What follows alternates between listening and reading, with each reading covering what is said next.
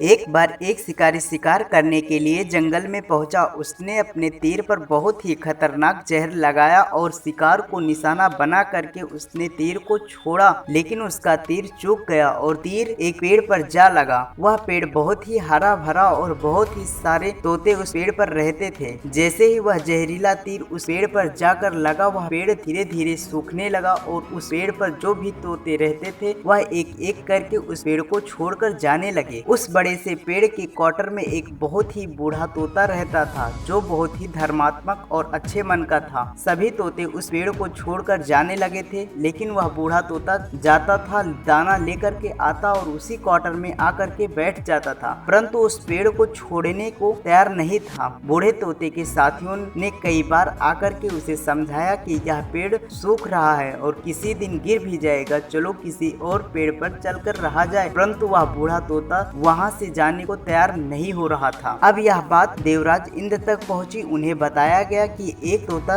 वह जिस पेड़ पर रहता है उस पेड़ पर एक जहरीला तीर लगने के कारण सूखने और गिरने खत्म होने के कगार पर आ गया है और एक बूढ़ा तोता अभी भी वहां पर रह रहा है। वह दाना लेकर के आता है, वहीं पर रहता है, जबकि उस जंगल में बहुत सारे पेड़ हैं, लेकिन वह उसी पेड़ पर रह रहा है। देवराज इंद्र प्रकट हुए और उस बूढ़े तोते से कहने लगे कि आप बहुत धर्मात्मक हैं, बहुत ही अच्छे मन के हैं, लेकिन आप इस पेड़ को छोड़कर किसी और पेड़ पर चले जाइए, क्योंकि यह पेड़ कुछ ही दिनों में गिर जाएगा। तालाब के पास में बहुत से बड़े बड़े हरे भरे पेड़ हैं, बड़े बड़े क्वार्टर हैं, उन पेड़ों पर फल भी लगे हुए हैं, उन्हें वहीं पर तोड़कर खा भी सकते हैं, परंतु यहाँ से आप चले जाइए। तोता बोला, माफ कीजिए, इस पेड़ ने मुझे जीवन दिया है, शिकारियों से मेरी रक्षा की है, हर मौसम में मेरे साथ रहा है, ये क्वार्टर मेरा घर है, यहाँ मैं पला बढ़ा हूँ, इस पेड़ को छोड़कर मैं कैसे जा सकता हूँ? इस पर संकट आया है तो क्या मैं इसे छोड़कर चला जाऊँ? मैं ऐसे कभी नहीं कर सकता।